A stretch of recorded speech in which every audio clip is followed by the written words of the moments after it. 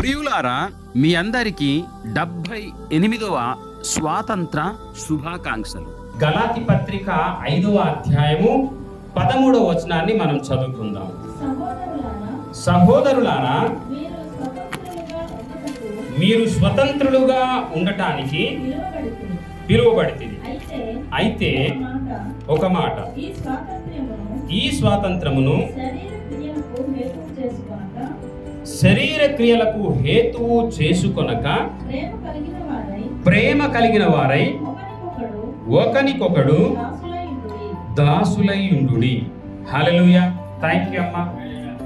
ప్రభు నామానికి గొప్ప మహిమ ఘనత ప్రభావం కలుగునుగాక. హల్లెలూయా. వాటి విషయంలో ముందుకు 15వ తేదీన మనం 78వ స్వాతంత్ర దినం జరుపుకోవటానికి దేవుడు భారతదేశ ప్రజలందరికీ ఒక అవకాశాన్ని అనుగ్రహించాడు. గడిచిన కాలంలో చాలా మంది భూమి మీద ఉన్నటువంటి మనము ఆ స్వాతంత్రం యొక్క విలువలు అనుభవించడానికి దేవుడు కృప కలిగించాడు.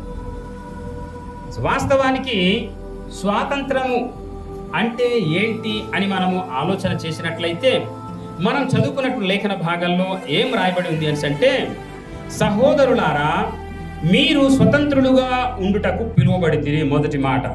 హల్లెలూయా, హల్లెలూయా. ఏమండి, మనమందరం కూడాను స్వతంత్రులుగా ఉండటానికి, స్వాతంత్రము సాధించినటువంటి పౌరులుగా జీవించడానికి దేవుడు మనలను పిలిచాడు. హల్లెలూయా. ఎంత భాగ్యం అండి. మీరు వింటున్నారా? ఎవరైనా ఏదైనా ఒక తప్పు చేస్తే కోర్టులు ఏం చేస్తాయంటే వాళ్ళని శిక్షించి జైల్లో వేస్తారు. జైల్లో వేసినప్పుడు ఆ 4 గోడల మధ్య వారు చాలా భావోద్వేగానికి లోనై బయటికి వెళ్ళాలి, ఆ లోక ప్రపంచాన్ని చూడాలి, అందరితో శాంతి సమాధాన సంతోషంతో జీవించాలని ఒక మార్పు కలిగినటువంటి ఆ భావంతో వాళ్ళు ఎదురు చూస్తూ ఉంటారు. విడుదలిస్తే గనుక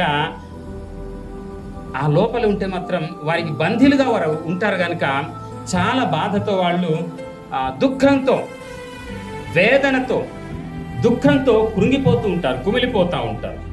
సో ప్రభువునందు ప్రియుడు దేవుని కుటుంబమా, స్వాతంత్రము లేక బానిస బ్రతుకులు బ్రతుకుతున్నటువంటి వారందరి పరిస్థితి అదే.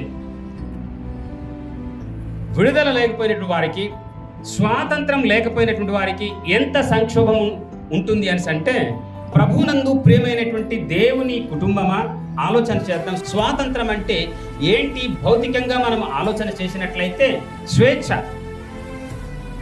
ఎవరి యొక్క దిగ్బంధన లేకుండగా, కస్టడీలో లేకుండగా స్వతంత్రముగా స్వేచ్ఛగా జీవించడం. అవునా? అవును. ఇది భౌతికంగా ఈ అర్థం మనకు సరిపోతుందేమో, కానీ ఆత్మీయంగా మాత్రం చాలదు. మీకు అర్థమైంది కదా? జైల్లో పెట్టినటువంటి వ్యక్తికి విడుదల వచ్చేసింది, అది స్వేచ్ఛ, స్వతంత్రం కలిగింది, బెస్, మంచిదే.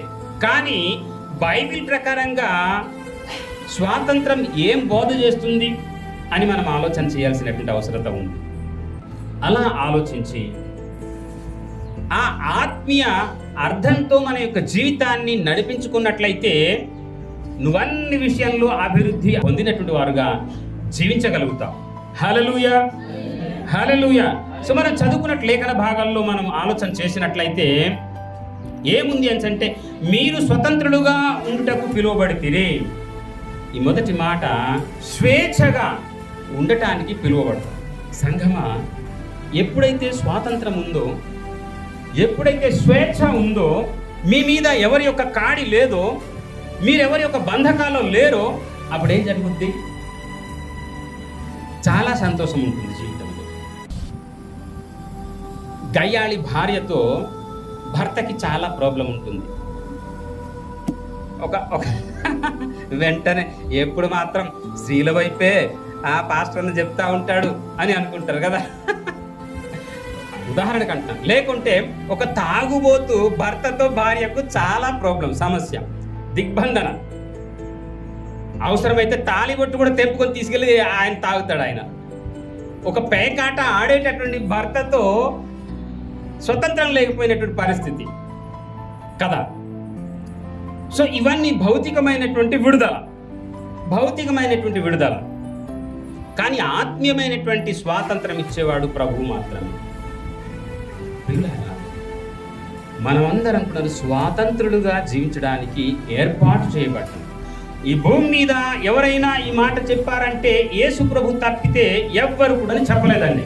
చెప్పకూడదాం ఒకసారి. నిజం. ఈ స్వాతంత్రము ఎవరు కూడా ఈ భూమి మీద ఉండేటటువంటి వారు ఎవరు కూడాను ఇవ్వలేకపోయారు. అది ఏ స్వాతంత్రం మనం కాస్త ధ్యానం చేస్తుంటే మీకే అర్థమైపోతూ ఉంటుంది. తర్వాత మాట మనం చదివినట్లయితే, అయితే ఒక మాట, ఆ స్వాతంత్రమును శరీర క్రియలకు హేతువు చేసుకొనక. రెండో మాట ఏంటంటే మీకు అర్థమైపోయింది విషయం. స్వాతంత్రం అంటే ఇందాక మనం అనుకున్నాము భౌతికమైనటువంటి స్వేచ్ఛ, స్వతంత్రం. కానీ అది శరీరపరమైనటువంటి ఆశయ ఉద్దేశాలు కలిగినటువంటి భావంతో మీరు దాన్ని అనుకోకూడదు అన్నటువంటి భావన అక్కడ చాలా తేటంగా కనిపిస్తున్నటువంటి మాట. శరీరపరమైనటువంటి స్వేచ్ఛ అనేటటువంటి హేతు అంటే కారణంగా మీరు ఎంచుకోకూడదు అనే మాట మనకు బోధ చేస్తాము. చెప్పాలంటే స్వాతంత్రం 1947 సంవత్సరాల క్రితం బ్రిటిష్ యొక్క చేతుల్లో మనమందరం కూడా బానిసలుగా బ్రతుకుతా ఉంది. అవునా? అవును.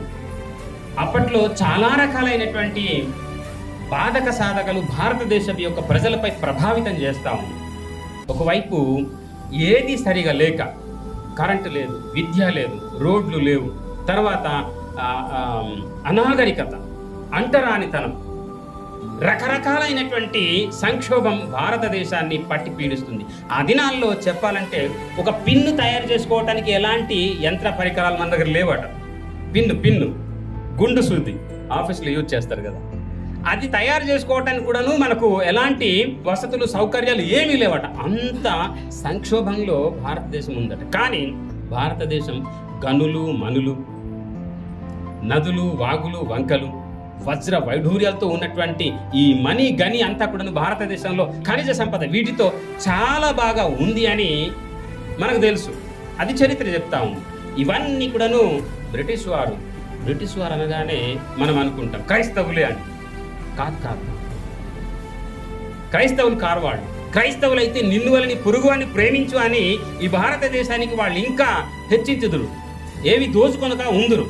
వారందరూ కూడా క్రైస్తవేతరుడు. అందులో క్రైస్తవులు ఉన్నారు. అయితే వాళ్ళు మిషనరీలుగా భారతదేశంలో పనిచేసి రకరకాలైనటువంటి మరి ఉపద్రవాల నుండి, రకరకాలైనటువంటి ఇక్కడ ఉన్నటువంటి పనికి మళ్ళీ చట్టాలన్నీ కూడా తీయించేశారు వాళ్ళు. ఉదాహరణకు అందులో అంటరానితనం, అందులో సతీ సహగమనం, ఇలాంటివి చాలావి వాళ్ళు పారద్రోలేగలిగారు. అయితే ఇది ఒక రకమైన స్వాతంత్రం, భౌతికమైన స్వాతంత్రం. ఇదే రెండో మాట మనకు చెప్తుంది. శరీరపరమైనటువంటి హేతు చేసుకొనక, అంటే భౌతికమైనటువంటి ఆశీర్వాదాలే స్వాతంత్రం అని నువ్వు నమ్ముకోకు సుమా అని చెప్పడం. అది హల్లెలూయా. అర్థమైంది కదా? శరీరపరమైన భౌతికపరమైనటువంటి ఈ వెసులుబాటు ఒక ఆశీర్వాదం, ఒక విడుదల, ఒక స్వాతంత్రం, ఒక స్వేచ్ఛ, అదే నిజమైనటువంటి స్వాతంత్రంగా నువ్వు భావించకు సుమా అని వాక్యము రెండో మాటలో మనకు జ్ఞాపకం చేస్తాము. ఏంటి అసలైన స్వాతంత్రము? అసలైన స్వాతంత్రం ఏంటి అని మనం ఆలోచన చేసినట్లయితే, ప్రేమ కలిగిన వారై ఒకనికొకడు దాసులై ఉండుడి. హల్లెలూయా. మూడవ మాట, ఈ మూడవ మాట ఏం చెప్తుంది అని అంటే, ప్రేమ కలిగి ఒకనినొకడు దాసులై ఉండండి. హల్లెలూయా, హల్లెలూయా. ప్రియులారా, ఈరోజు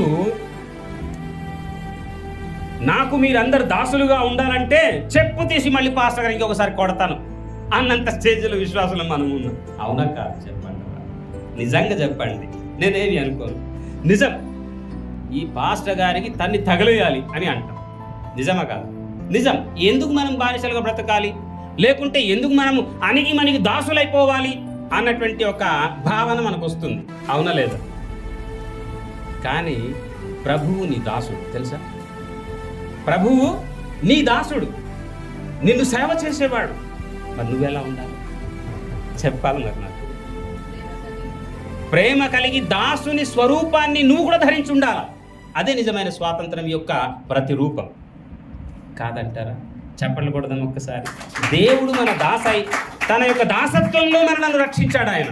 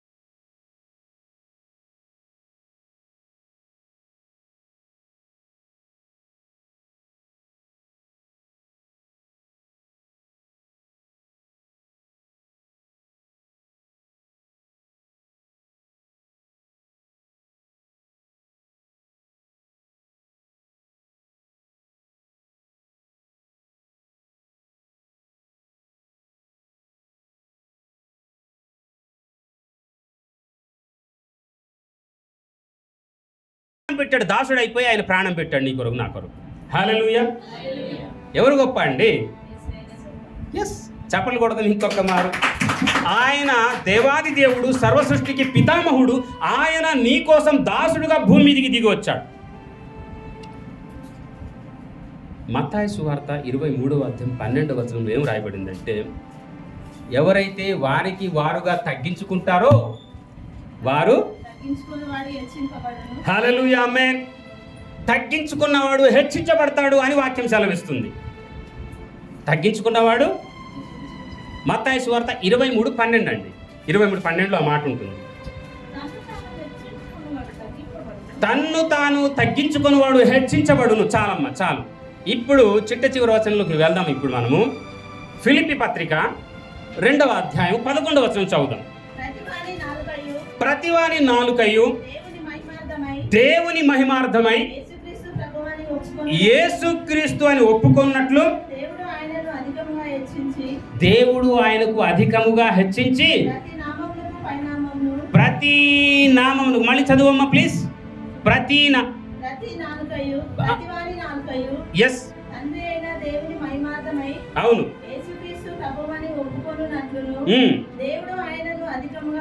దేవుడు ఆయనకు అధికముగా హెచ్చించి.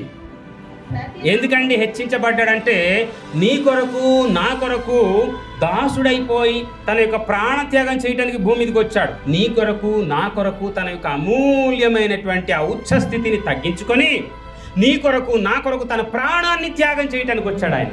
అంటే స్వాతంత్రం, నిజమైన స్వాతంత్రం ఇవ్వడానికి వచ్చాడు ఆయన. ఇందరూ భౌతికమైన స్వాతంత్రం కూడా మనం అనుకున్నాం.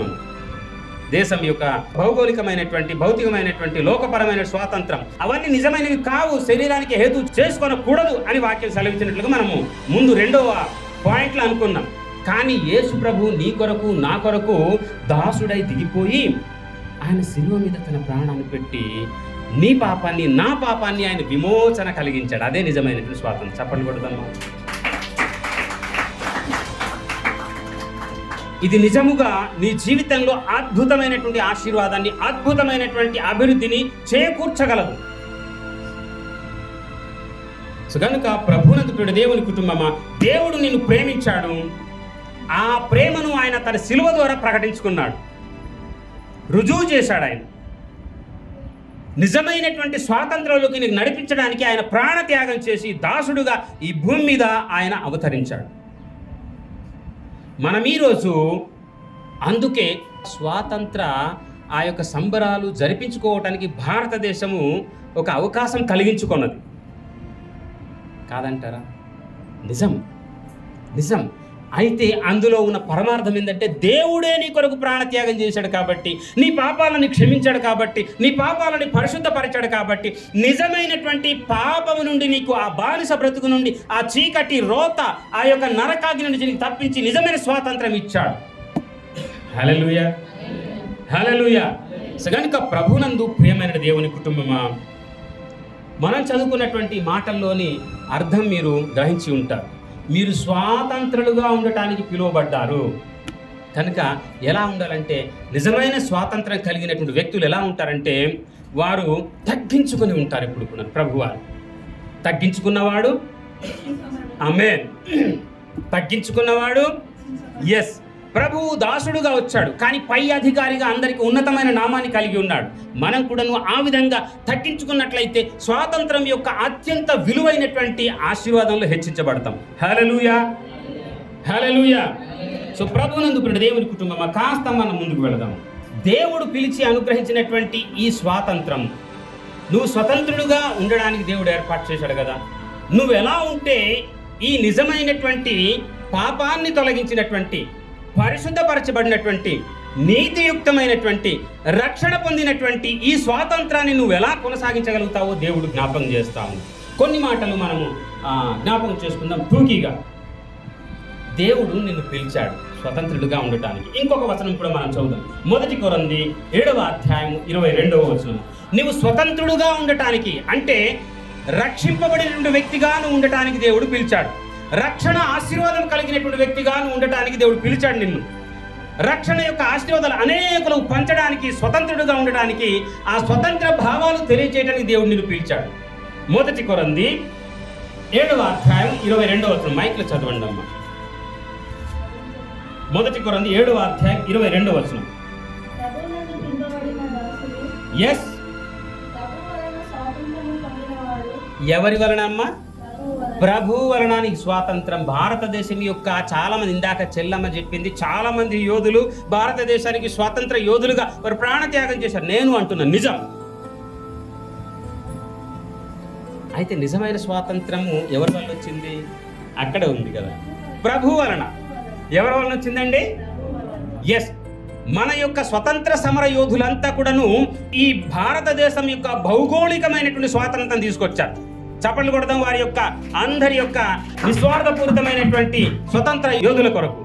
కానీ మన ప్రభు ఆత్మీయ స్వస్థత స్వాతంత్రాన్ని దేవుడు అనుగ్రహించాడు. గట్టిగా చప్పట్లు కొడదాం మళ్ళీ. ఇది నిజమైనటువంటి స్వాతంత్రం, ఇది నిజమైనటువంటి అభివృద్ధి పొందేటటువంటి స్వాతంత్రం. కనుక ప్రభు వలన నీకు స్వాతంత్రం. ఆ స్వాతంత్రం పొందడానికి దేవుడు నిన్ను పిలిచాడు. ఎప్పుడు కూడా మర్చిపోడు. కొలసి పత్రిక 1వ అధ్యాయం 13వ వచనం మరలా మనం చదివినట్లయితే ఇక్కడ ఇలా వ్రాయబడింది. ఒక్కసారి చదువుదాం. కొలసి 1వ అధ్యాయము 13వ వచనం.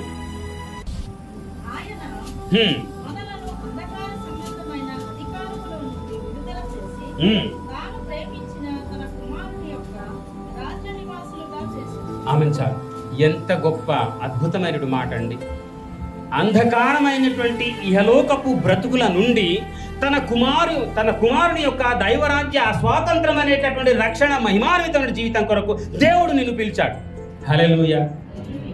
ఎంత భాగ్యం అండి. ఎంత గొప్ప అదృష్టాన్ని దేవుడు మీకు ప్రసాదించాడు నాకును కూడా. అది అసలైనటువంటి స్వాతంత్రం.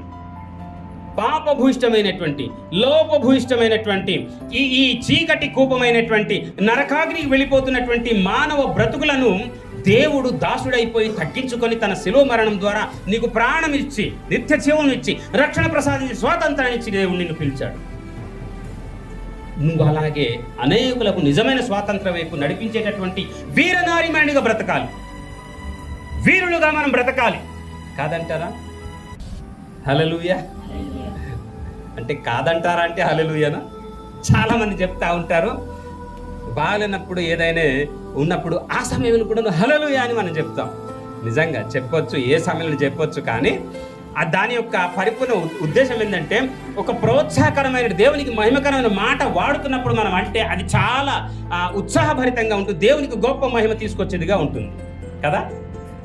అలా ఉండాలి మనం అందరం కూడా, రైట్? కనుక ఈ సమయంలో చీకటి కూపము, అంధకారం యొక్క ఆ స్థితి నుండి దేవుడిని వెలుగులోకి నడిపించినటువంటిదే ఆ స్వాతంత్రం, మహిమాన్వితమైన స్వాతంత్రం. ఇంకొక మాట మనం చదువుదాం. గలాతీ పత్రిక 5వ అధ్యాయం మొదటి 2 వచనాల్లో ఇలా వ్రాయబడింది. మీ మైక్లో చదవండి సిస్టర్ గారు. గలాతీ పత్రిక 171 పేజీ నంబర్, 5వ అధ్యాయం మొదటి 2 వచనాలు.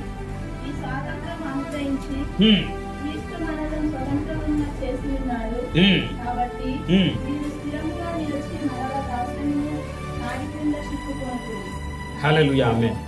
చదవమ్మ 2 మాట.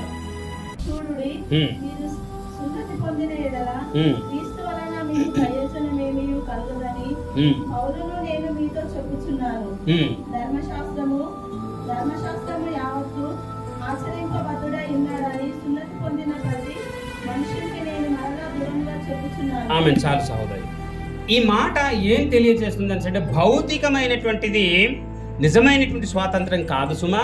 కానీ దేవుడు నీ పాపం అనే దాసత్వం నుండి నీకు విడిపించాడే.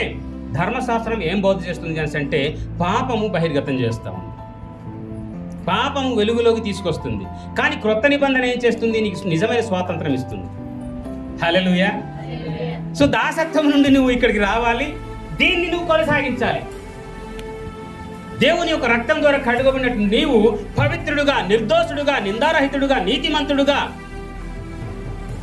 స్వతంత్రం, నిజమైన స్వతంత్రం సాధించినటువంటి స్వేచ్ఛాపరుడుగా నువ్వు దేవునిలో జీవించాలి.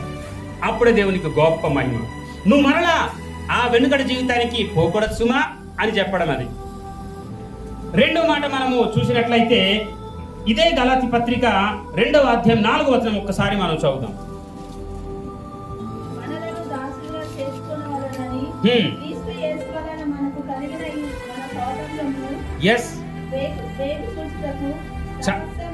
చాలమ్మా, చాలు. ఇక్కడ అసలైన పాయింట్ ఏంటంటే దేవుడు తన స్వాతంత్రం మనకిచ్చి తన దాసులుగా మనల్ని చేసుకున్నాడంట. హల్లెలూయా. తనను సేవించేటటువంటి యాజక సమూహంగా చేసుకున్నాడని దాని ఆంతర్యం. స్వతంత్రం ఇచ్చాడు కదా దేవుడు నీకు. ఇందాక మనము ఆరాధన పాటలో చివరి పాట మనం పాడాం. ఆరాధన పాట కృతజ్ఞత అన్నటువంటి ఒక పాటను మనము ఇందాక పాడాం.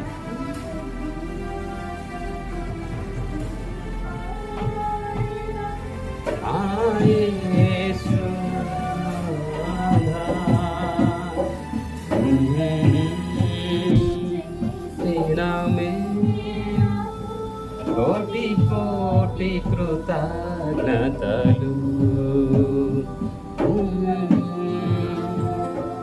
స్తుతి. చాలు కదా. దేవుడు చేసినటువంటి మేలుడు కొరకు నువ్వు అన్ని సందర్భాల్లో నీకు నిజమైనటువంటి ఆత్మ స్వస్థత వరమునిచ్చి ఆత్మీయ స్వాతంత్రం ఇచ్చాడు దేవుడు నీకు. ఆ స్వాతంత్రం నీకు ఎలాంటిదని అంటే దేవుడిచ్చిన ఈ రక్షణ స్వాతంత్రము మహిమాన్వితమైనది. ఈ భూమి మీద నీకు అన్ని ఆశీర్వాదములు ఒనగూర్చేది. హల్లెలూయా. రక్షణ స్వాతంత్రము, పాపపు దాసత్వం నుండి నీకు వెలుగులోకి నడిపించినటువంటి ఈ రక్షణ మహిమాన్విత స్వాతంత్రము నువ్వు భూమి మీద అన్ని ఆశీర్వాదములు అన్ని సందర్భాల్లో కలిగి ఉండడానికి దేవుడిచ్చిన వరం. నమ్మకపోతే మీరు చూడొచ్చు. కీర్తన గ్రంథము 21వ అధ్యాయం 6వ వచనంలో మాట ఉంటుంది.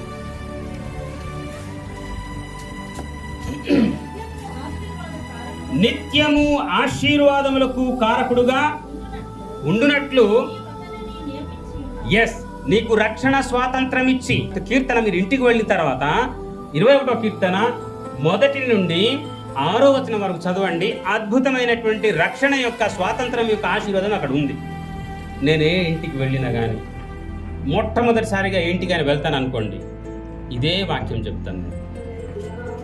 మొట్టమొదటిసారి ఆ ఇంటికి వెళ్తే ఆ ఇంట్లో నేను ఇదే వాక్యం చెప్తాను. అంటే రక్షణ యొక్క ఆశీర్వాదం ఎలాంటిది అంటే, రాత్రి పగలు అలుపెరగకుండగా మనం బాగా పనులు చేస్తూ ఉంటాం. కష్టపడి ఉన్న ఏ ప్రార్థనలకైనా రాము, ఏ ఆత్మీయ ఉద్యోగ కూటాలకైనా పోము, సంఘంలో ఏం జరిగినా కానీ ఎట్టండి కాకపోవచ్చు, కానీ కుటుంబాన్ని పోషించడానికి, లేకుంటే ఆ యొక్క జీవన వృత్తి కొనసాగించి తన యొక్క కుటుంబానికి ఏ లోటు లేకుండా పోషించడానికి మాత్రము ఎన్నైనా మానిస్తాం, కానీ జీవన ఉపాధి మాత్రం చాలా సందర్భంలో మానం.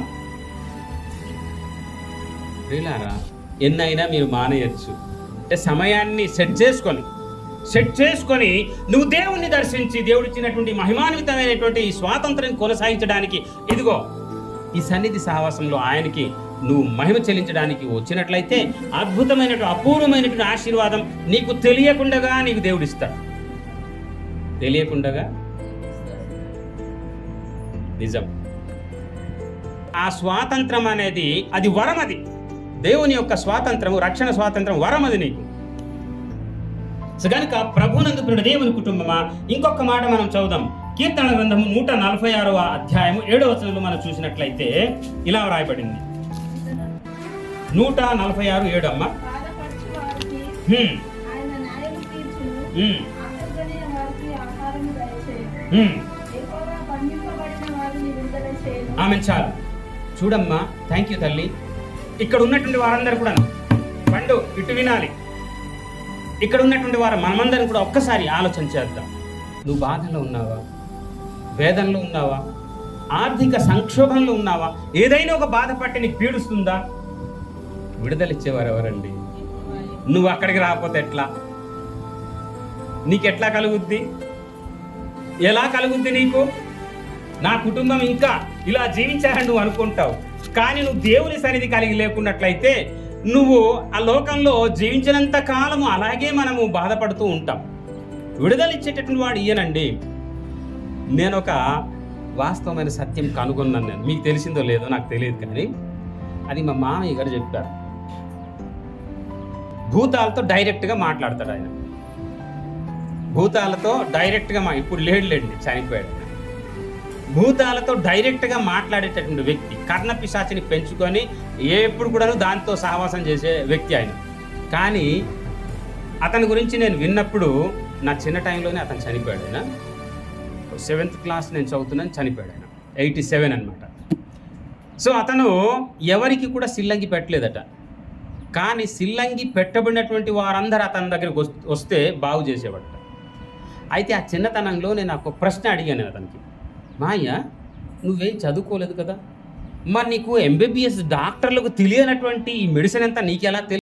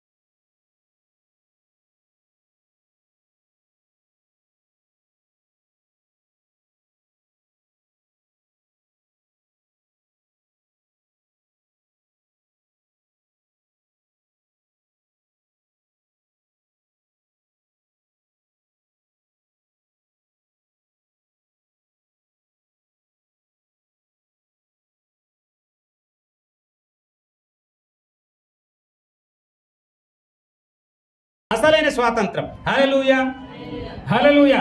కనుక మనం చదువుకున్నటువంటి ఆ మాటలు ఏంటంటే, నీకు బాధ ఉందా, వ్యాధి ఉందా, ఎలాంటి ఇబ్బందులు ఉన్నాయి, ఏ ఉన్నా కానీ స్వాతంత్రం ఇచ్చువాడు, విడుదలిచ్చువాడు, స్వేచ్ఛ ఇచ్చువాడు యేసు ప్రభువే. నువ్వు ఆయన దగ్గరికి రాకపోతే ఎట్లాగా? నువ్వు ఆయన్ని స్మరిస్తూ ఆయన యొక్క వెంట ఆయన అడుగుజాడలు నువ్వు ఉండకపోతే ఎట్లా? హల్లెలూయా. కనుక విమోచన, విడుదల అన్ని బాధక సాధనలకు ఇచ్చేవాడు ఆయనే. ఎలా ఇస్తాడు అని మనం అనుకున్నట్లయితే యోహాను సువార్త 8వ అధ్యాయం 32వ వచనాన్ని మనం చదివినట్లయితే కాస్త మనకు ఒక క్లియరేషన్ రావచ్చు. అమ్మమ్మ, ఎస్, అప్పుడు సత్యమును మిమ్ములను స్వతంత్రులుగా చేయునని చెప్పగా, చాలమ్మ, అప్పుడు మిమ్ములను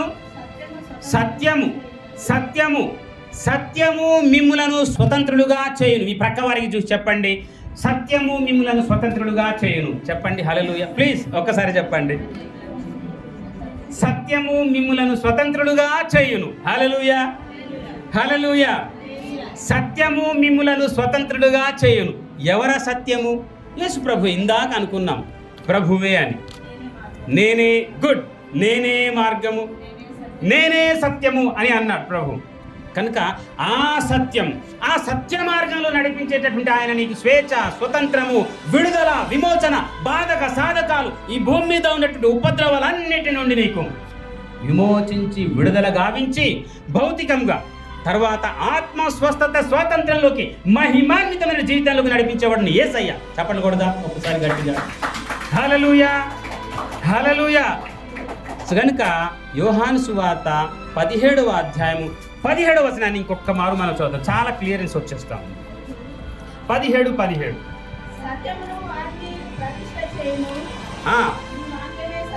నీ వాక్యమే చెల్లి ఇంకొక మారు చదువురా. 17వ వచనం చదువు. సత్యమందు వారిని ప్రతిష్ఠ చేయుము, నీ వాక్యమే సత్యము. హల్లెలూయా, హల్లెలూయా.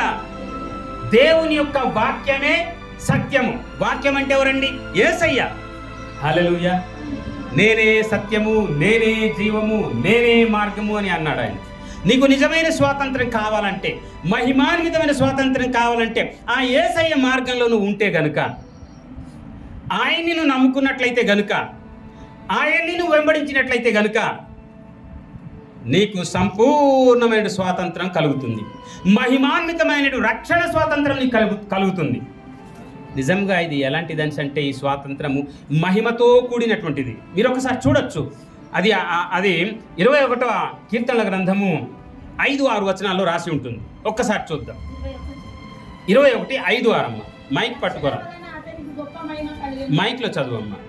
నీ రక్షణ వలన అతనికి గొప్ప మహిమ కలిగింది, గౌరవ ప్రభావములు నీవు అతనికి ధరింపజేసి ఉన్నావు. హల్లెలూయా. దేవుడు ఎంతలా నిన్ను హెచ్చించాడండి, దేవుడు ఎంతలా నిన్ను గౌరవించాడండి, దేవుడు ఎంతలా ఉన్నతి చేశాడండి, దేవుడు నీకు ఎంతలా ఉచ్చ స్థానాన్ని కల్పించాడండి. అదేంటండి? రక్షణ, మహిమ, రక్షణ, స్వాతంత్రం, మహిమతో కూడినది, మహిమాన్వితంతో నేననే మాటలు కావవి. వాక్యం చెప్తుంది, వాక్యం సెలవిస్తుంది. సో స్వాతంత్రం అంటే మన స్వతంత్ర యోధులు చాలామంది పాల్గొన్నారు, వారి యొక్క ప్రాణ త్యాగం చేశారు. అందులో క్రైస్తవులు, ముస్లింలు చాలామంది ఉన్నారు. కానీ అది భౌగోళికమైనటువంటి స్వాతంత్రాన్ని బ్రిటిష్ వారి యొక్క కబంధ హస్తాల నుండి మనకు విమోచన కలిగించారు వాళ్ళు. కానీ నిజమైనటువంటి స్వాతంత్రం వాళ్ళకి లేదు, ప్రభునందు లేకపోయినట్టు వారికి లేదు. ఏంటి నిజమైన స్వాతంత్రం? యేసయ్యను తెలుసుకొని రక్షణ స్వీకరించడం, ఆయన దేవుడని మనం నమ్మటమే నిజమైన స్వాతంత్రం. మనం పొందుకోవటం అంటే పాపము నుండి విడుదల పొందటం అన్నమాట. ఒక వ్యక్తి తాగుడుకు బానిస అయిపోయిన తర్వాత ఆ బానిస బ్రతుకులో ఇళ్ళు గొల్ల చేస్తాడు, డబ్బంతా గుళ్ళ చేస్తాడు, రకరకాలుగా అతను అన్ని వ్యసనాలకు బానిస అయిపోయి ఏవేవో పతనం అయిపోతాడు. అలాంటి పరిస్థితుల్లో ఒక్కసారి ప్రభు యొక్క మాటలు విని కనుక ప్రభు దగ్గరికి వస్తే ఆ యొక్క వ్యసనమంతా ఆయన పోయి అతను పరిశుద్ధుడిగా, పవిత్రుడిగా అయితే ఎంత భాగ్యము! ఇది అసలైనటువంటి స్వాతంత్రం. ఇది అసలైన స్వాతంత్రం కనుక ఇది మహిమాన్వితమైన స్వాతంత్రం. ఇది ఆత్మీయమైనటువంటి స్వస్థత వరం, పరలోక నిత్య జీవ భాగ్యం ఈ స్వాతంత్రం. కనుక ఇలాంటి గొప్ప స్వాతంత్రాన్ని మనం కలిగి ఉండటానికి వాక్యమైనటువంటి యేసయ్య యొక్క నామంలో మనం ప్రతిష్ఠితులు అవ్వాలి. అంటే ఆయన స్వీకరించాలి రక్షకుడుగా, సరిపోతుంది. తర్వాత ఇంకొక మాట మనం చదువుదాం.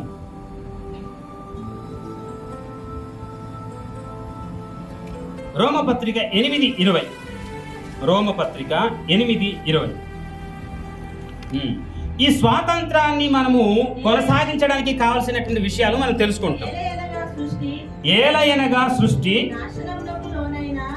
నాశనమునకు లోనైన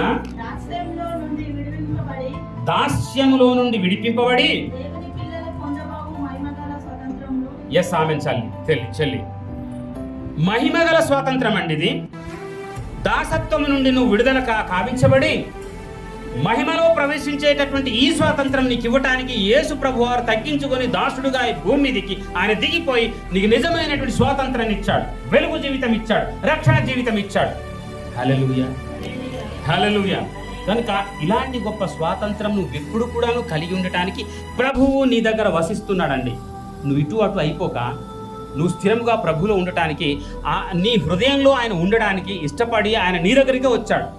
యోహాను సువార్త 14వ అధ్యాయం 16, 17, 18 వచనాల్లో ఈ మాటలు రాసి ఉంటుంది. మీ అందరికీ తెలిసిందే. ఇంకొక మారు నేను జ్ఞాపకం చేస్తాను, కానీ మనం చదువుదాం. 14వ అధ్యాయము 16, 18 వచనాలు, అంటే 16, 17, 18. ఎస్, ఆయన వేరొక ఆదరణకర్తను అనగా సత్యస్వరూపియగు ఆత్మను మీకు అనుగ్రహించును.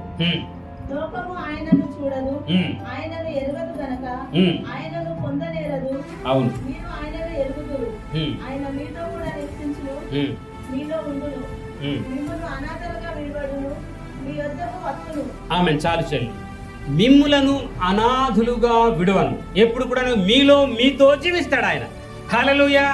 చప్పట్లు కొడదాం ఒక్కమారు గట్టిగా. మనలో జీవించే దేవునికి వందనాలు తెలియచేద్దాం. ఆయన గొప్పవాడు, ఆయన సంరక్షకుడు, ఆయన పాలకుడు. నీ పాపాన్ని తీసివేసి నీలోనే జీవించేవాడు ఆయన, నీ హృదయంలో జీవించేవాడు ఆయన. నిన్ను అనాథిగా విడిచిపెట్టను, నిన్ను నిరాశ్రులుగా చెయ్యను అని దేవుడు అక్కడ వాగ్దానం చేశాడు. ఆ ప్రభు నీ హృదయంలో ఉన్నాడా? ఆ ఆత్మదేవుడు నీలో ఉన్నాడా? నువ్వు నిజమైన స్వాతంత్రాన్ని అనుభవించేటటువంటి కృప నీకు కలిగి ఉందని నువ్వు విశ్వసించాలి. ఒకసారి మనం చూద్దాం. 2వ కొరింథీ 3వ అధ్యాయం 17వ వచనం. ఆ ప్రభు నేను నీ దగ్గర ఉంటాను, నీ హృదయంలో ఉంటాను, నీ ఆత్మలో ఉంటాను, నీ చుట్టూ ఉంటానని చెప్పాడు కదా. ఆయన నీలో ఉంటే నువ్వు నిజమైన స్వాతంత్రం నువ్వు కలిగి ఉన్నట్లే లెక్క. 2వ కొరింథీ 3వ అధ్యాయం 17వ వచనం అమ్మా.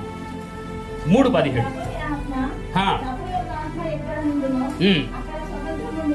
థ్యాంక్ యూ చెల్లి. ప్రభు యొక్క ఆత్మ ఎక్కడ ఉండునో అక్కడ స్వాతంత్రం ఉండును. హల్లెలూయా, హల్లెలూయా. దేవుని యొక్క ఆత్మ ఎక్కడ వసిస్తుందండి? ఎస్, మన హృదయాల్లో దేవుడు ఉండటానికి ఆయన సంకల్పించాడు. నీ హృదయము దేవుని యొక్క దేవాలయం.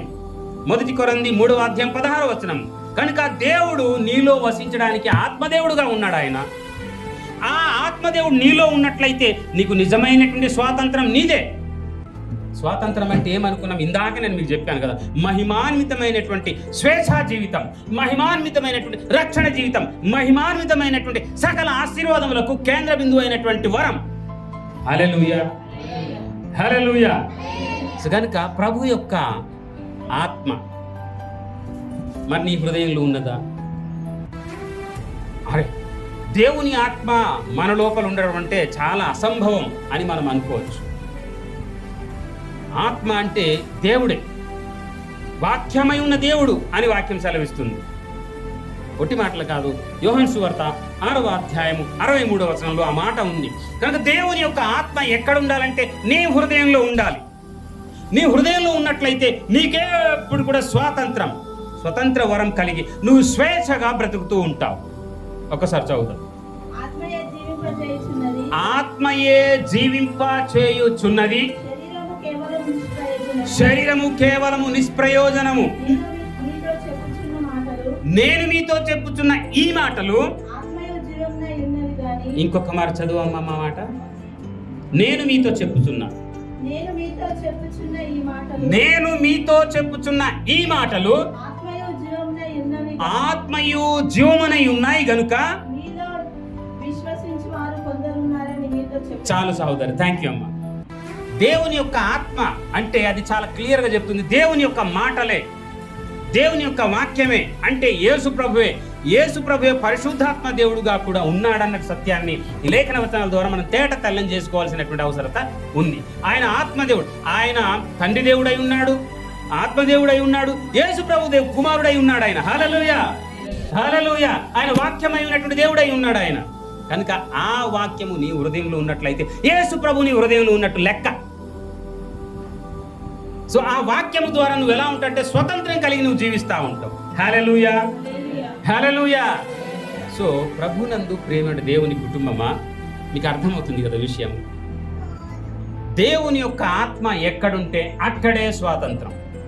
నీ హృదయంలో దేవుని యొక్క వాక్యము అనగా దేవుడే, అనగా దేవుని యొక్క వాక్యమైనటువంటి వాక్య రూపంలో ఉన్నటువంటి ఆత్మదేవుడు నీ హృదయంలో ఉండటం ద్వారా నీకు సర్వసమృద్ధి అయినటువంటి రక్షణ, శాంతి స్వరూపమైనటువంటి మహిమాన్వితమైనటువంటి స్వాతంత్రం నీకు. హల్లెలూయా, హల్లెలూయా. కనుక ఈ స్వాతంత్రాన్ని నువ్వు కొనసాగించడానికి ఇవన్నీ కూడా దేవుడు జ్ఞాపకం చేస్తున్నాడు. ఏంటి? నువ్వు స్వాతంత్రుడుగా, స్వతంత్రాలుగా నువ్వు ఉండటానికి పిలువబడ్డావు అని దేవుడు జ్ఞాపకం చేశాడు కదా. సో ఇవన్నీ నువ్వు కలిగి ఉండటం ద్వారా నువ్వు స్వతంత్రాన్ని కలిగి నువ్వు జీవిస్తావు సుమా అని చెప్పడం. తర్వాత ఈ స్వాతంత్రంలో నీ నిలకడగా ఉండాలని దేవుడు జ్ఞాపకం చేస్తావు. ఈ స్వాతంత్రంలో దేవుడు ఇచ్చాడు కదా ఈ రక్షణ భాగ్యము, మహిమాన్వితమైన జీవితం, పాపము లేకుండా జీవితం దేవుడు ఇచ్చాడు కదా.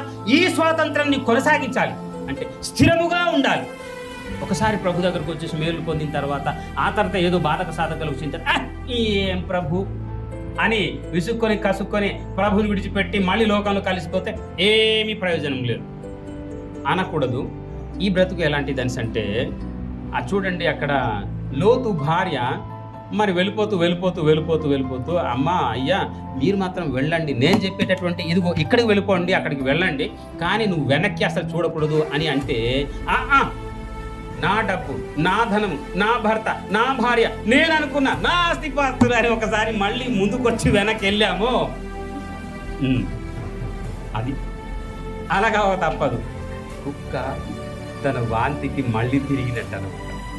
చెప్పకూడదు కానీ పంది మళ్ళీ ఆ బురదలో దొరలటం వంటిది. సో కనుక ప్రభునందు ప్రియమైనటువంటిది దేవుని కుటుంబమా, రక్షణ మహిమాన్వితమైన జీవితం మనకిస్తా ఉంది. ఎలా కాలము మనము ఆశీర్వాదానికి కారకులుగా ఉండేటువంటి స్వాతంత్రం దేవుడు ఇచ్చాడు. ఇందాక ఈ సిస్టర్ గారు అన్నారు, పాస్టర్ గారే ప్రార్థన చేస్తే దేవుడు వినాలా, నేను ప్రార్థన చేస్తే దేవుడు వినడా? నిజం, మీరందరూ ప్రార్థన చేస్తే వింటాడు, నేను ప్రార్థన చేస్తే వినడా? మీకంటే ఇంకా ఎక్కువ వింటాడు. ఎందుకంటే మీరందరూ కూడా విశ్వాస జీవితాన్ని గడుపుతా ఉన్నారు, నేను పరిత్యాగం చేసి దేవుని సేవ చేస్తా ఉన్నాను. కనుక ఇంకా ఎక్కువగా నా మాటలు కూడా దేవుడు వింటాడు, మీ మాటలు వింటాడు, నా మాటలు కూడా వింటాడు. అంత గొప్ప ప్రభు, అంత గొప్ప స్వాతంత్రం ఇచ్చిన దేవుడు మనకున్నాడు.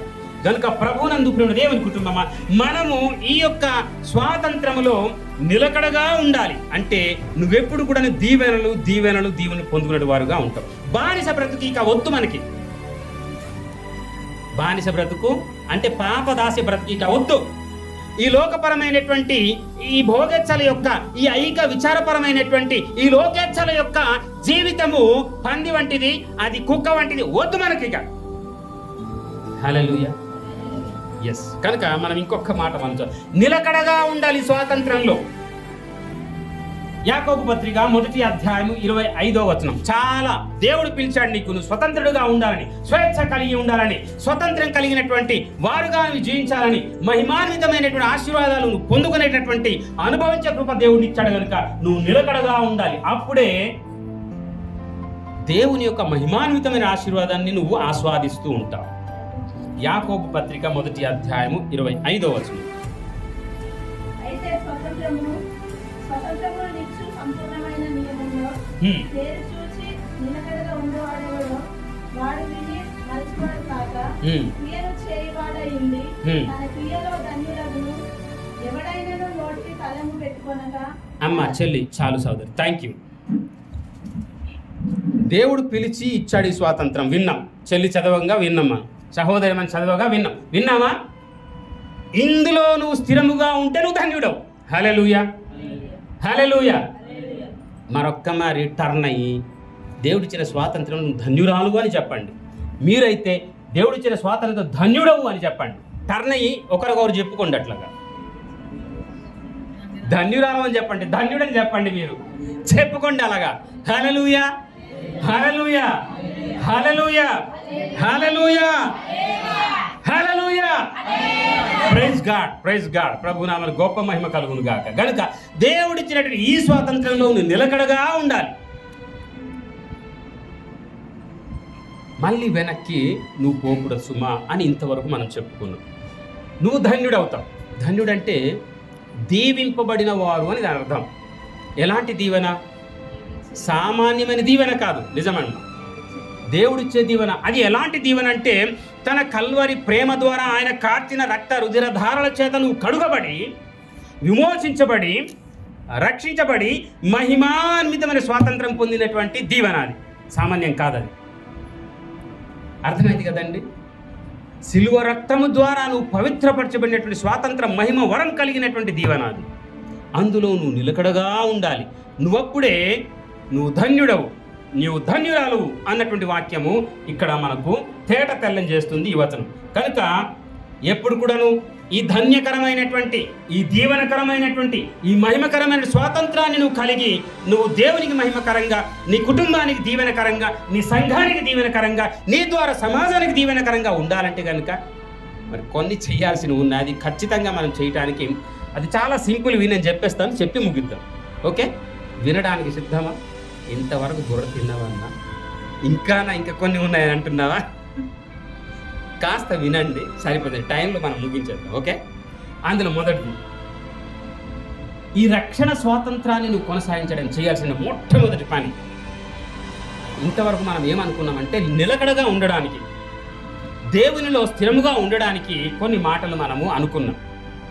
ఇప్పుడు నువ్వు ఈ రక్షణ స్వాతంత్రాన్ని కొనసాగించడానికి ఒక 4-5 మెట్లు మనం జ్ఞాపకం చేసుకుందాం, ముగిద్దాం. అందులో మొదటి మాట, నువ్వు శ్రద్ధగా ఎప్పుడు కూడాను భక్తి కలిగి, అత్యాసక్తి కలిగి వాక్యాన్ని వింటూ ఉండాలి. మొదటి మాట. నీకు విడుదల సూపర్గా వస్తూ ఉంటుంది, అద్భుతంగా విడుదల, విమోచన నీకు కలుగుతూ ఉంటుంది. ఈ యలోకపరమైనటువంటి ఎన్ని బంధకాలు ఉన్నా కానీ పటాపంచలైపోతుంది. నీకు స్వాతంత్రం కలుగుతుంది, నీకు స్వేచ్ఛ కలుగుతుంది. స్వతంత్రం యొక్క ఆనందాన్ని నేను ఆస్వాదించగలుగుతాం. ఒట్టి మాటలు కాదు, గట్టి మాటలు ప్రభు చెప్పాడు. యెషయా గ్రంథం 61వ అధ్యాయము మొదటి 3 వచనాల్లో నువ్వు వాక్యాన్ని వింటూ ఉండాలి అని అర్థం. వాక్యాన్ని నువ్వెప్పుడు కూడా నువ్వు వింటూ ఉండాలి. మొదటి మాట, నువ్వు వాక్యాన్ని వింటూ ఉన్నట్లయితే నీకు విమోచన, విడుదల, దేవుడిచ్చే భౌతిక రక్షణ స్వాతంత్రం నువ్వు కలిగి జీవిస్తావు. చదువమ్మా ప్లీజ్,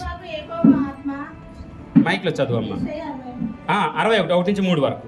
ప్రభువగు యెహోవా ఆత్మ నా మీదకి వచ్చి ఉన్నది, దీనులకు సువార్తమానము ప్రకటించుటకు యెహోవా నన్ను అభిషేకించెను. నలిగిన హృదయం గల వారిని దృఢపరచుటకును, చెరలో ఉన్న వారికి విడుదలను, బంధింపబడిన వారికి విముక్తిని ప్రకటించుటకును, యెహోవా ఈ సంవత్సరమును మన దేవుని ప్రతిదండన దినమును ప్రకటించుటకును, దుఃఖక్రాంతులందరినీ ఓదార్చుటకును, సియోనులో దుఃఖించి వారికి ఉల్లాస వస్త్రములను ధరింపచేయుటకును, బూడిదకు ప్రతిగా పూదండలు, దుఃఖమునకు ప్రతిగా ఆనంద తైలములు, భారభరితమైన ఆత్మకు ప్రతిగా స్తుతి వస్త్రములు వారికి ఇచ్చుటకు ఆయన నన్ను పంపి ఉన్నాడు. యెహోవా తన్ను మహిమపరచుకొనున్నట్లు నీతి అను మస్తకి వృక్షమునియు యెహోవా నాటిన చెట్లని వారికి పేరు పెట్టబడు. థ్యాంక్ యూ అమ్మా, థ్యాంక్ యూ చెల్లి. హల్లెలూయా. మీకు అర్థమైందండి? మొదటి 3 వచనాలు మరలా ఇంటికి వెళ్ళిన తర్వాత మళ్ళీ చదవండి.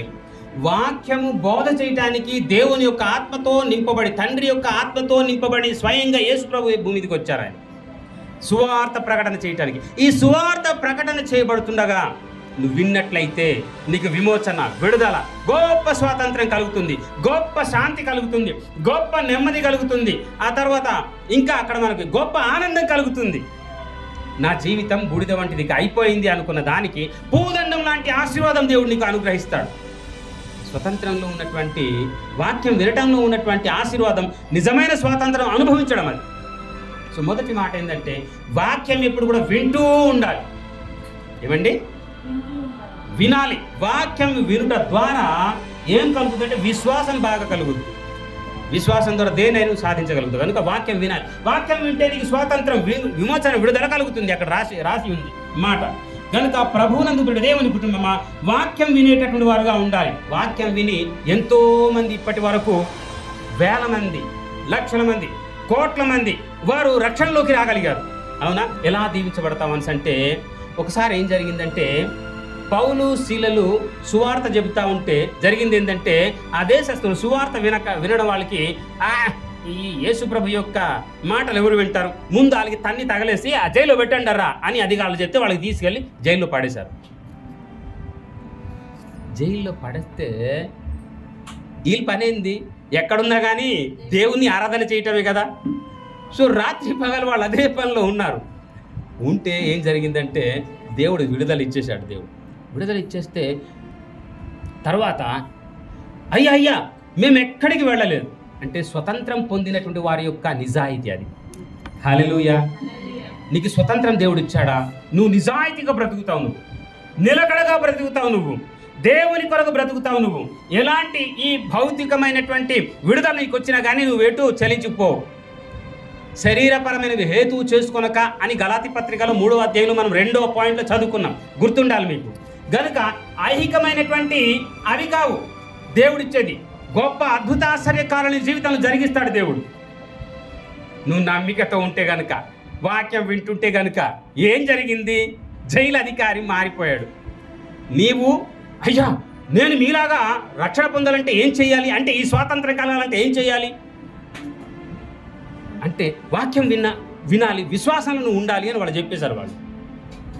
కనుక ప్రభువునందు ప్రియ దేవుని కుటుంబమా, అతడు ఏమయ్యాడంటే వాక్యము విని ఆయన రక్షింపబడ్డాడు. తాను తన కుటుంబం. జైలు అధికారి మారిపోయాడు, రక్షింపబడ్డాడు. గత వారం మనం అనుకున్నాం, పౌలు తన సువార్త ప్రయాణంలో ప్రసంగం చేస్తున్నాడు మాసిదోనియాలో.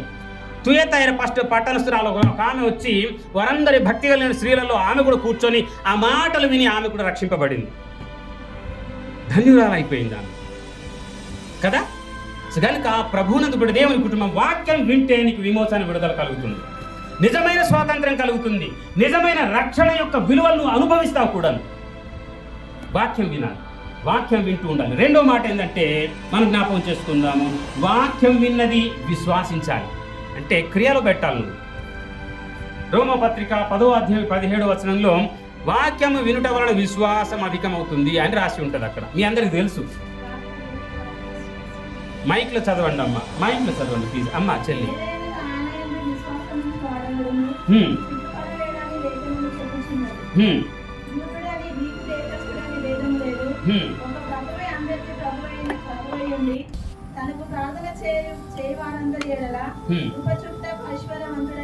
అమ్మ రోమ పత్రిక 10:17 రా. కాగా వినుట వలన విశ్వాసము. ఎస్ కనుక మీరు ఎప్పుడైతే ఈ వాక్యము మరి విని విశ్వాసిస్తారో, అది దేవుని యొక్క మాట ద్వారా విశ్వాసం ఉంచుతారో, మీ జీవితంలో అద్భుతం జరుగుద్ది. ఒకడు అన్నాడంట, సార్ నేను చేసే పనులన్నీ కూడా ఏమి జరగట్లేదు, ఏం చేయాలి అని అనుకుంటే ప్రభు దగ్గరికి చాలామంది ఆ దినాల్లో వచ్చారు.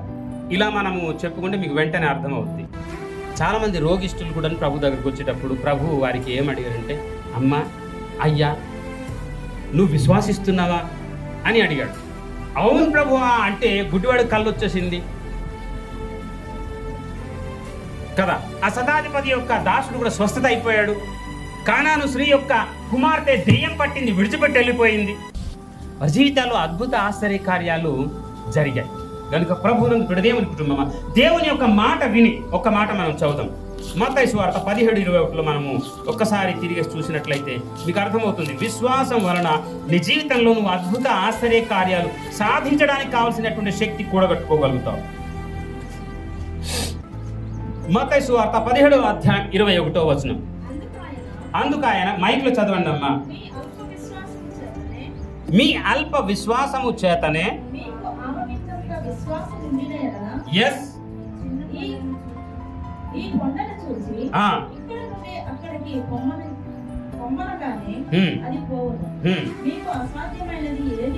ఇది విశిష్టమైన సంగతి. మీకు అసాధ్యమైనది ఏది ఉండదు. హల్లెలూయా, హల్లెలూయా, హల్లెలూయా. మీకు అసాధ్యమైనది ఏది కూడా ఉండదు. ఎప్పుడు నువ్వు వాక్యం విని విశ్వాసంలోకి వస్తే, నువ్వు ప్రభునామంలో విశ్వాసించిన ప్రతిదీ కూడాను మీ అందరి జీవితాల్లో దేవుడు అనుభవించే ఆశీర్వాదం యేసు నామంలో కలిగించును గాక. ఎంత గొప్ప అద్భుతమైన ఆశీర్వాదం అండి ఇది. దేవుని యొక్క వాక్యం వింటే, విన్న ప్రకారంగా విశ్వాసిస్తే కొండలైనా కానీ బండలైనా కానీ మరి ఎలాంటి ప్రతికూల పరిస్థితులైనా కానీ అనుకూలించబడతాయని వాక్యం సెలవిస్తుంది.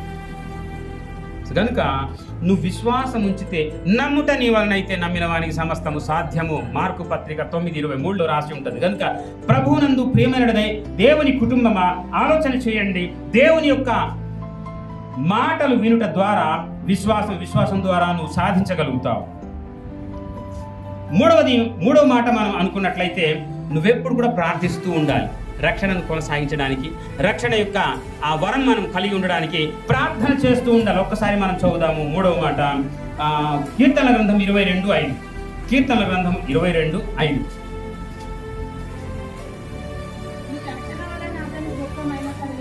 ఎస్, 22:5 అమ్మా. వారు నీకు మొరపెట్టి విడుదల నొందిరి. హల్లెలూయా. చాలు. వారు నీకు మొరపెట్టి విడుదల ఉంది అంటే స్వతంత్రం వచ్చేసింది వాళ్ళకి. ప్రార్థన ద్వారా స్వాతంత్రం, విమోచన, విడుదల నీకు కలుగుతుంది. అంటే విన్న వాక్యం ద్వారా నీకు విశ్వాసం కలుగుతుంది. దాని ద్వారా నువ్వు ఏదైనా సాధించగలుగుతావు. అలాగే నువ్వు ప్రార్థన చేయడం ద్వారా కూడా ఈ విమోచన, విడుదల అనేది నీకు కలుగుతుంది. ఉదాహరణకు భౌతికమైన వాటి విషయంలో మనం ఆలోచన చేసినట్లయితే, యోనా ఏమో చేపగడుపులో ఉన్నాడు. యెహోషాపాతు శత్రువుల మధ్యలో గుర్రం పైన ఉన్నాడు. సంసోనేమో ఆ యొక్క సర్దారుల మధ్య బంధింపబడ్డాడు. అవునా? అమ్మోనీయులు, మోయోనీయులు, శేయిరు మాన్యవాసముల యొక్క చుట్టూ శత్రువుల మధ్య యెహోషాపాతు తన యొక్క రాజ్యవాసులు ఉన్నారు. అవునా? కానీ వారందరూ ప్రార్థన చేసుకున్నారు కదా. ప్రార్థన చేసుకున్నప్పుడు వారందరికీ దేవుడు విమోచన, విడుదల కలిగించాడు. హల్లెలూయా. నీకును నాకును నువ్వు దేవునికి ప్రార్థన చేసినట్లయితే అద్భుతమైనటువంటి రక్షణ స్వాతంత్రం నీకు కలుగుతుంది. రక్షణ యొక్క ఆశీర్వాదం నీకు కలుగుతుంది. రక్షణ యొక్క ఆశీర్వాదం అనుభవించే కృప దేవుడు కలిగిస్తాడు. కనుక ప్రార్థన చేయటం మర్చిపోవద్దు. 4వదిగా దేవునికి ఎప్పుడు కూడా ఆరాధిస్తూ ఉండాలి. ఆరాధన చేస్తుంటే రక్షణ యొక్క స్వాతంత్రం యొక్క ఆశీర్వాదాలను అనుభవిస్తాం. అందుకొరకే చాలామంది మనము 10 గంటలకి మనం ఆరాధన అంటాం కనుక 10 గంటలకు రావాలి అని మీకు ఉన్నా కానీ చాలా సందర్భాల్లో మీకున్నట్టు పని పాటలు ఒత్తిడి వంక రాలేకపోతారేమో బహుశా. కానీ ఆరాధనకు రావాలి. ఆరాధన సమయానికి రావాలి. వాక్యము చెప్పటం ఆరాధన కాదు అనుకుందాం. మనకు వరాలు ఉన్నాయి, స్వస్థత, కృపావరాలు ఉన్నాయి. ఈ కృపావరాలు కూడాను దేవునికి ఆరాధన చేయటం కాదు. అంటే స్వస్థత ఇవ్వటం, వాక్యం చెప్పటం, తర్వాత భాషల్లో మాట్లాడటం, ఇవన్నీ కూడా ఆరాధన కాదండి. ఇవన్నీ కూడా ఏది ఆరాధన కాదు. ఆరాధన ఆత్మకు సంబంధించింది. ఆరాధన హృదయాత్మకు సంబంధించింది. కనుక నువ్వు నీ యొక్క ఆత్మతో, సత్యంతో దేవుని ఆరాధన చేయటానికి దేవుని దగ్గర ఉన్నట్లయితే నీకు విమోచన, విడుదల కలిగిస్తాము. ఆ స్వాతంత్రం యొక్క నిజమైనటువంటి ఆశీర్వాదాలను నువ్వు అనుభవిస్తావు. చెప్పనివ్వండి నన్ను. అప్పుడు ఇందాక అనుకున్నాం కదా, యెహోషాపాతు జీవితంలో అమ్మోనీయులు, శేయిరు మాన్యవాసులు, మోయోనీయులు 3 రాజ్యాల వాళ్ళు దండెత్తి వచ్చారు. అతనికి చుట్టుముట్టుకున్నారు. ఒకరు వస్తే ఏయ్ అని మనం భుజాలు గజాలు చేసి సైన్యాన్ని ఎక్కిబట్టి వెళ్ళొచ్చు యుద్ధానికి. 3 రాజ్యాల వాళ్ళు వస్తే మనందరికీ తెలిసి ఇప్పుడు ఏమో నాకు తెలియదు, మూడవ ప్రపంచ యుద్ధం రావటానికి సన్నద్ధమేమో. ఇప్పుడు అక్కడ జరుగుతున్నటువంటి పరిణామాలు, ఇరాక్ వాళ్ళు ఒకరికి సపోర్ట్ చేస్తా కాదు, అమెరికా వాళ్ళేమో ఇరాక్ ఇప్పుడు సపోర్ట్ చేస్తూ ఉన్నారు. ఇజ్రాయెల్కి ఎవరెవరు సపోర్ట్ చేయాలి మరి చూడాలి, మరి మనకు తెలియదు. కానీ అది మూడవ ప్రపంచ యుద్ధానికి దారి తీయవచ్చు. అప్పటి నుంచి గత ఏడాది నుంచి ఎప్పటి నుంచో ఉక్రెయిన్కి తర్వాత రష్యాకి మధ్య జరుగుతూ ఉంది. పాలస్తీనా ఇజ్రాయెల్ యుద్ధం చేస్తూ ఉన్నారు.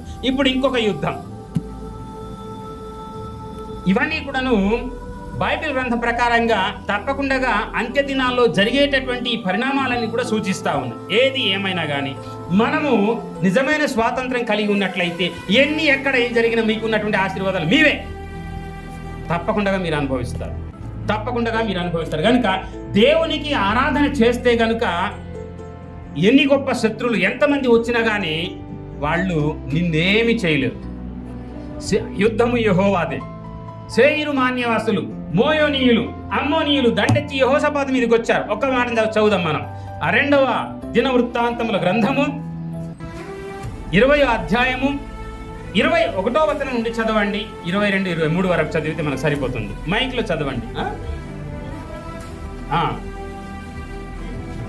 2వ దిన వృత్తాంతముల గ్రంథము 20వ అధ్యాయము 21 నుండి.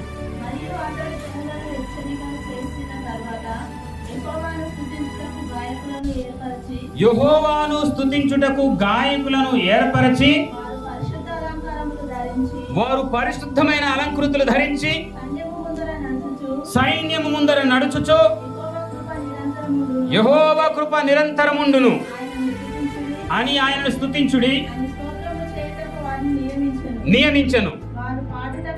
వారు పాడుటకును స్తుతించుటకును మొదలు పెట్టగా యెహోవా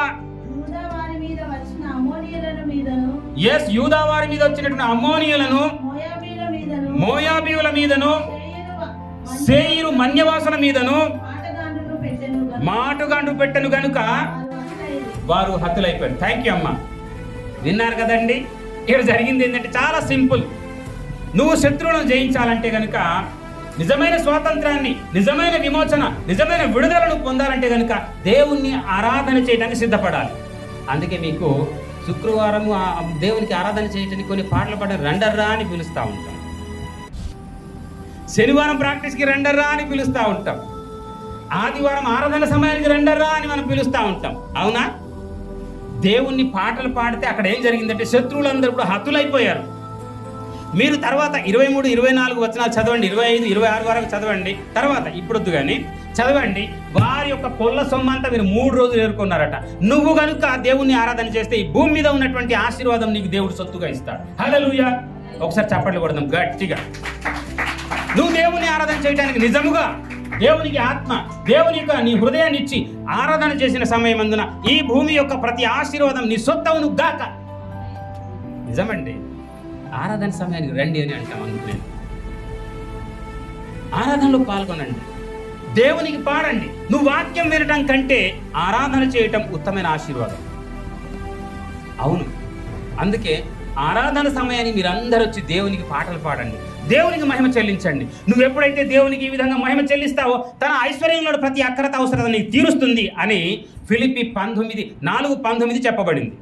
కనుక దేవుణ్ణి ఆరాధన చేస్తే శత్రువులు ఓడిపోతారు. ఈ భూమి యొక్క ప్రతి ఆశీర్వాదం నీకు కలుగుతుంది. అంతే. దేవుడు అది మాటిచ్చాడండి నీకు. ఇందాక పౌలు, శీలలు కూడా జైల్లో పెట్టబడ్డారు. వాళ్ళు కూడా ఏం చేశారు? రాత్రి అంతా పాటలు పాడుతూ ఉన్నారు. ఏమైపోయింది? ఆ జైలు వాళ్ళకి బంధించి ఉంచిందా? లేదు, విడుదల వచ్చేసింది.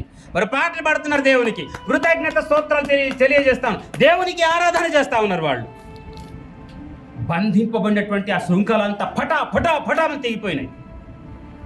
విడుదల వచ్చేసింది, విమోచన వచ్చేసింది, అద్భుత ఆశ్చర్య కార్యాలు అక్కడ జరిగింది.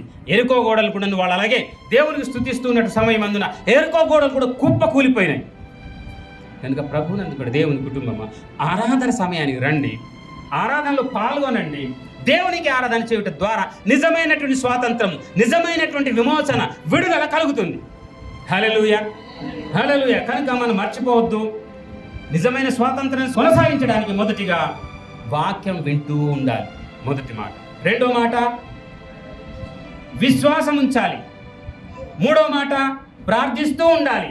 నాలుగవ మాట ఆరాధన చేస్తూ ఉండాలి. ఎప్పుడు దీన్ని మీరు కొనసాగించినట్లయితే స్వాతంత్రం యొక్క అద్భుతమైనటువంటి ఆశీర్వాదాలు మీ సొంతం అవుతుంది, మీ సొత్తు అవుతుంది. అనుభవించే కృప యేసు నామములో మనందరికీ కలుగును గాక. తలలు వంచండి, తీర్మానం చేసుకుందాం, ప్రార్థన చేద్దాం.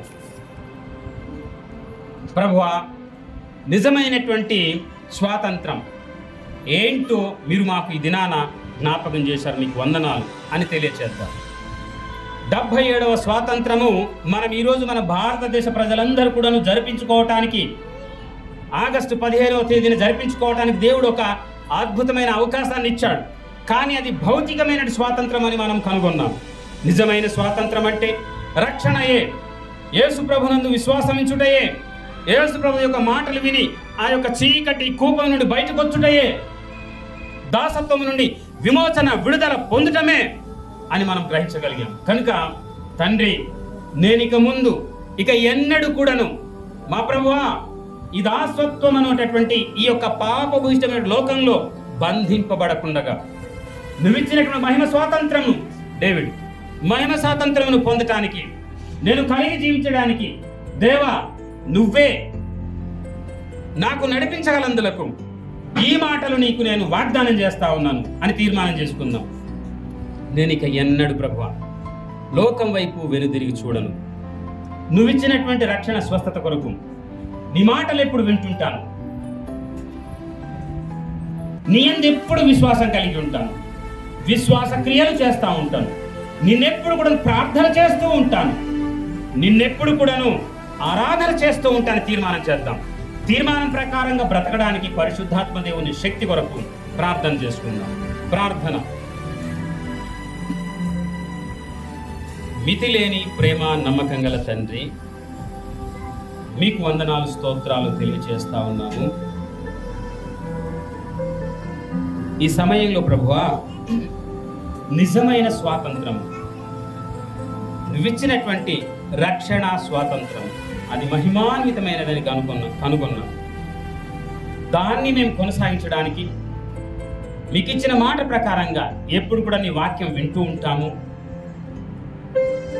విశ్వాసం కలిగి ఉంటాము, ప్రార్థన చేస్తూ ఉంటాము, నిన్ను ఆత్మతో సత్యముతో యథార్థముగా మనస్సు నిండుగా బలముతో శక్తితో ఆరాధన చేస్తూ ఉంటామని ప్రభువానికి మాటిస్తున్నాం.